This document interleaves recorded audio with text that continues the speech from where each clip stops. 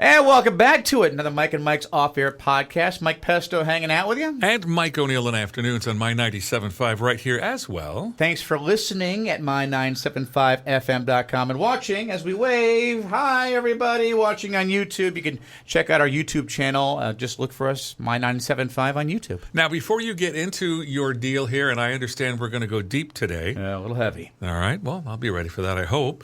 And a little lighter and chilly. Well, maybe hot. Well, we'll see. Summertime. For those of us that don't have solar yet, and that would be me for sure, the annual power bill going through the roof for the hottest months of summer is about ready to affect my budget.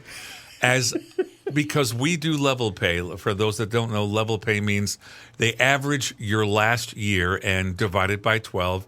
Start there, and that's what you pay every month. And now, you mentioned that to me when we first met years ago. Yes. Do you have? I would assume you have to live at whatever address you have, your house, for a year for them to do that. Okay, because you have to be able to take an average over 12 months. And that's just exactly it. Okay. So that's how it works. And it keeps the crazy months manageable. I literally had two $900 months. July and August last year. So I've got to, we have appointments. We're auditioning solar. But okay, good for you. My question is, it's always about keeping everybody happy at the house and Dad, who does the bills, not going broke in the meantime. I mean, if they had if some of the ladies in my family had their way, we'd be setting the thermostat at 74 degrees, and I'd just be shivering all the time. Not going to happen. And then sweating every time you have to balance the checkbook. Yeah, and in a perfect world, I could probably live with it at 75 degrees, and it's ironic that I say that because 78 is what I really can afford. 78, although I can afford 75 where I set it now. But I'm paying a pretty high level pay payment to keep it there. And 78 degrees is right where I can tolerate with a fan on when it's hot outside in the house, and it's fine. But I have one lady going through menopause and another lady who's just warm all the time. Okay. And 75 is the agreement that we're all agreeing with. But what is typical? Well, you're on solar, so before that wasn't the defining measure. When the temperature set was the measure, what did you guys do? We do, and I actually always have done 78 since, as you mentioned, I'm the one who balances the checkbook. And so my wife kind of defers to me and say, hey, kids, this is what it has to be at. Otherwise, we'll be living in a box down by the river. So 78 is what I know we can do, even with solar. Now, we had original solar that went up, and we had... anyone who's had solar and didn't have enough panels on the first installation is aware of this. We had a true-up bill of about $1,200. Woo.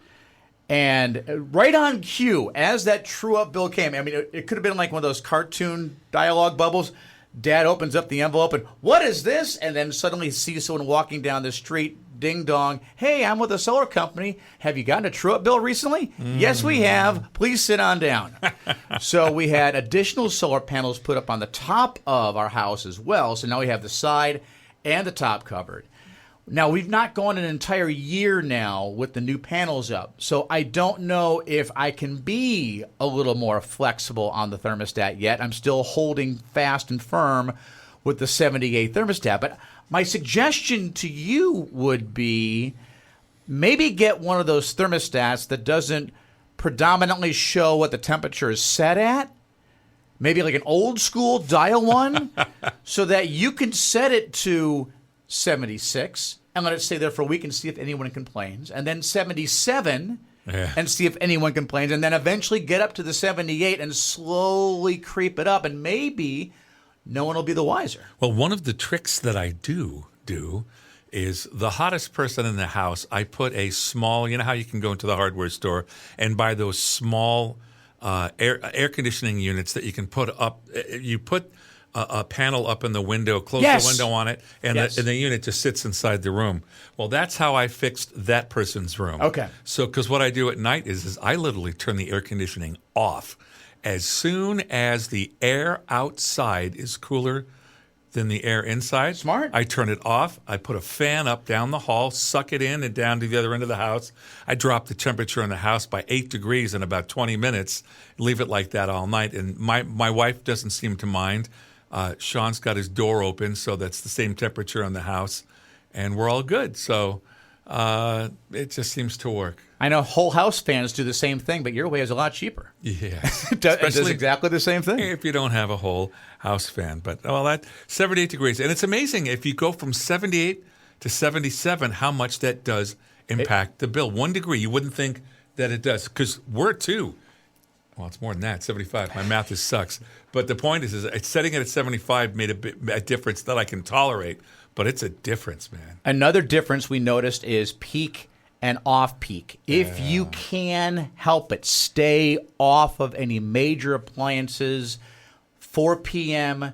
to 9 p.m. Yes. If you can do that, that will help more than you realize. It's a crap time to wash and dry clothes. Yeah. You almost have to just wait and just, who's going to be up at 9:01?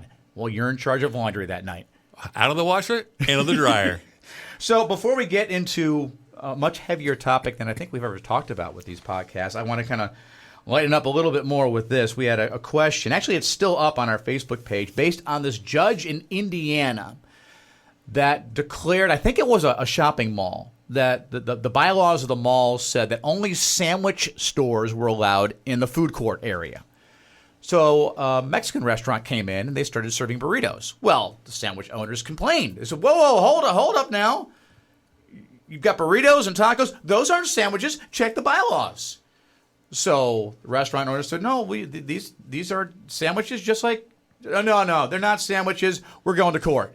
Wow. A judge in Indiana a few weeks ago ruled that tacos and burritos, legally speaking, are sandwiches. I think basically what that judge did was give them a way out. I don't know if he really believes it. Do you think he believes that? I can't. Well, having been born and raised in Illinois, right next to Indiana, and having lived there again, middle of the state, Peoria, for a few years, let's just say that portion of the Midwest doesn't know their Mexican food very well. So it's quite possible the judge actually does think of tacos and burritos as sandwiches. No, those are wraps, dude. I mean, if you're rationalizing a burrito a sandwich, it's a wrap at best. At best. 2 pieces of bread, one on top of the other, goodies in the middle, the end. And that's a sandwich. If you look up the definition of a sandwich, it requires 2 pieces of bread.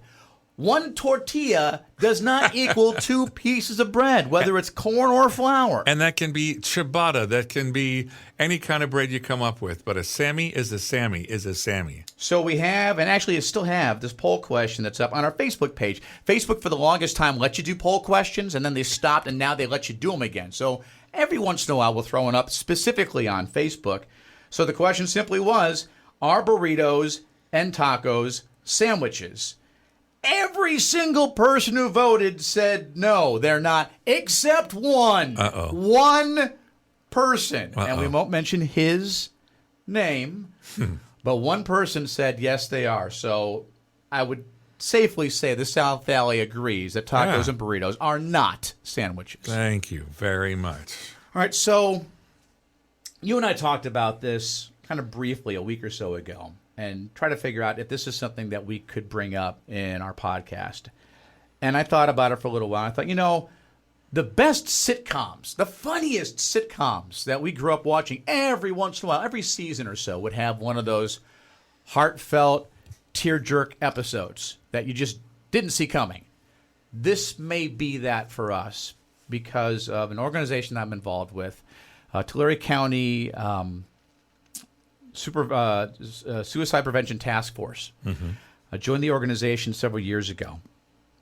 And the executive board, which I'm also a member of, we met via Zoom the other day because some numbers had come out they wanted to present and then bring out to the full board, maybe come up with some solutions at the next meeting. The statistics that came out showed that suicides, believe it or not, nationwide are on the rise, even more so than they were during the pandemic, which surprised the heck out of me.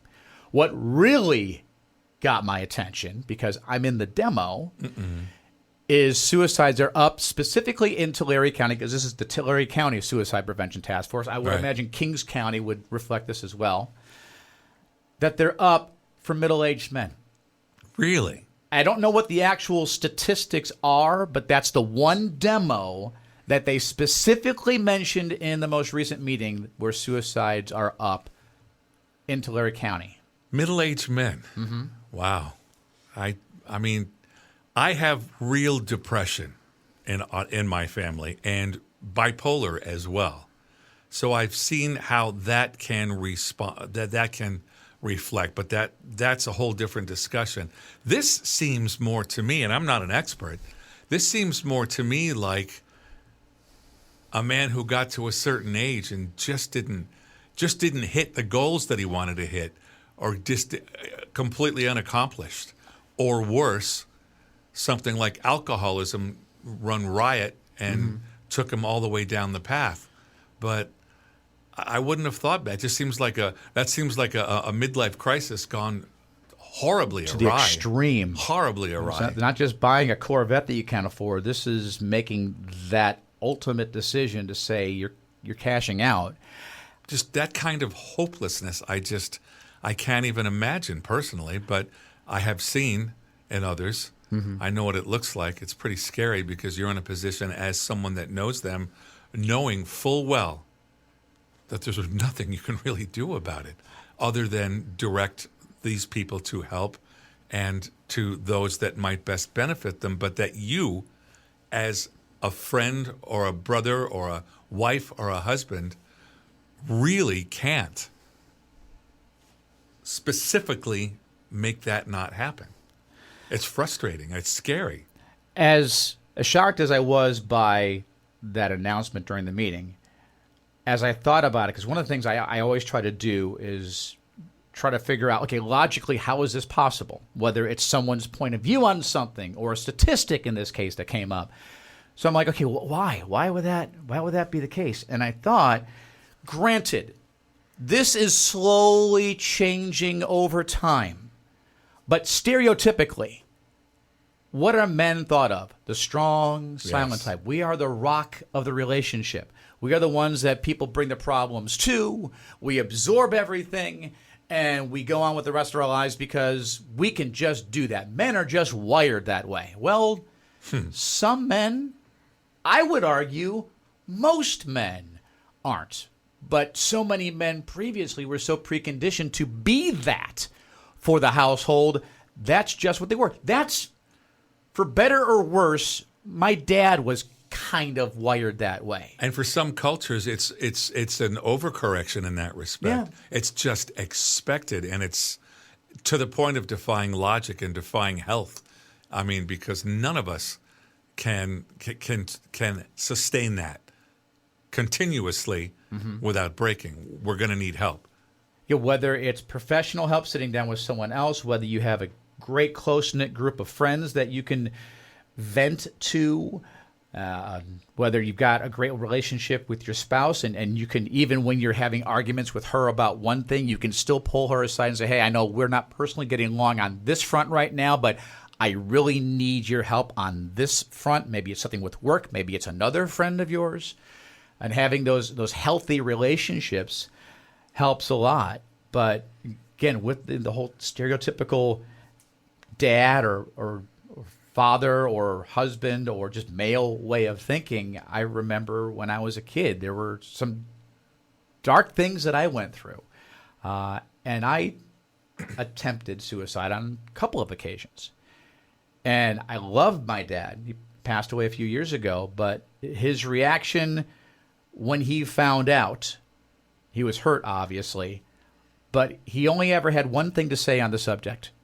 Suicide is a permanent solution to a temporary problem, and he couldn't grasp anything beyond that. As a father now, I get what he was trying to convey, but there's so much more to the conversation that has to be had. No, when there's, I mean, honestly, those few words of his are quite bright. Yeah, They're quite good, but I've seen what that I didn't have it, but I've seen that hopelessness that hopelessness makes that person so completely and utterly and hopelessly shut down, and you feel nothing. You feel nothing at all inside. And so when I heard what you said your dad said, I thought, oh, that's really clever.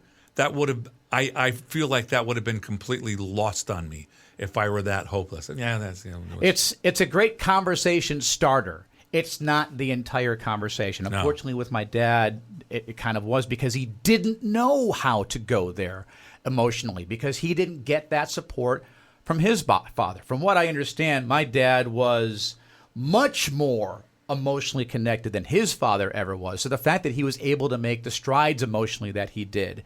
So I'm trying to even go farther with my kids as well, to realize when they're going through some things, I see what my dad was saying, but I also need to be there in other ways. And also thinking about the statistics that came out. And I don't know if this is indicative of most men. It certainly is with me. That if someone were to ask me walking down the street, out of the blue, don't know them, don't know who they are, hey, just what do you do for, who are you? What do you do for a living? First thing I identify with is what I do as far as what brings money into the household. That is such a dude Yes. thing. Such a dude thing. I was out of work in the end of the 80s, and it was a while. It was a month and a half, 2 months. And I got to the point where I don't think I'm ever going to have a job again, Colleen. And it just got so frustrating, and I was so connected at that point in terms of my identity to my job that I just became, honestly, just a sulky, pouty pain in the butt, I'm sure. My wife would review back, but she helped raise that up. And I've done a lot of work on my identity since. It's completely different now. It has nothing to do with that the way it did before. Today it has to do with I am a child of God, number one. I am a husband, second. I am a parent, third. And oh, by the way, I'm also in radio. Before it was, I'm a DJ, and I love this. I love radio, which I still do, but not first, fourth. And that identity thing is key. But boy, I sure didn't have it right back then, did I?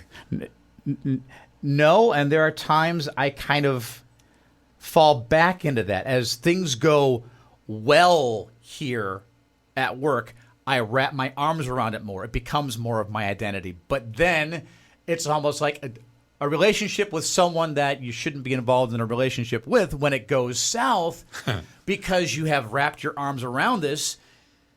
It feels like heartbreak in a sense. So again, you have men that identify almost solely in some cases what they do that puts money in the bank. And that's why I'm hoping to dive more into these statistics at this next meeting.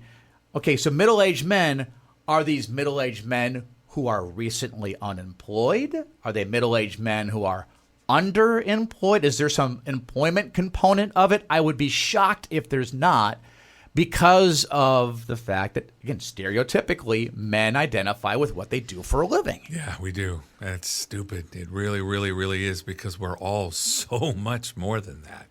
And you wrap yourself up with one thing. If that goes away, if you lose your job for no fault of your own, just layoffs, I mean, bad economy. Happens. Decisions that are made far above you, where you're just a number on someone's ledger and say, we've got to drop numbers 5 through 12 right now. Boom. They're out, no particular reason. And you're one of those numbers.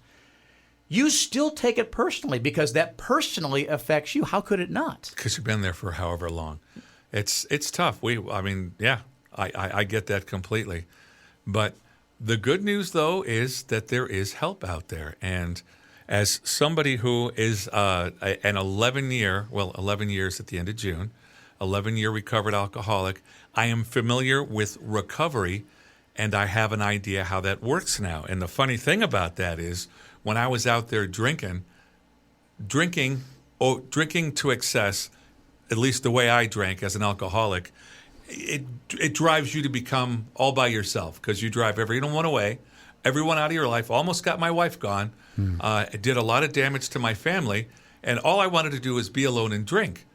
Well, as I wanted to get better finally, and I looked around, I realized these people that had what I wanted also had friends and were dealing with people. Oh my God, I have to talk to people? I have to deal with people? Well, yes, I did. And that was the beginning of turning my life around. And it's hard at first because as a drunk, I'm sitting there and I'm thinking, no, I can't talk to anybody else. They may have been alcoholics, but if anybody gets up inside this head and sees the stuff that's in here, they'll throw me out of here. And then after a while, after a certain amount of meetings, you realize, oh, I am everybody. Everybody in this room. I just do a different career. I'm just white. I'm not Mexican. But as you go through all the racial and different economic levels, and there we're all the same. We all drank for the exact same reasons. And the good news is, I recovered. Can show you how and why I used to drink, and how you can get away from it.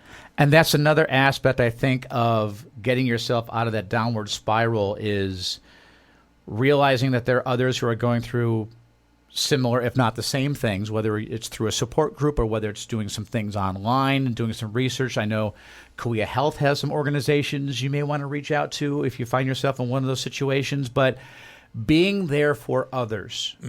When I was out of work for nearly an entire year, you thought 2 months was long, living with my in-laws because we had no other option. After having our own home in Peoria, Illinois, that was a gut punch. By the way, God bless your in-laws. Can I just throw that in? Please.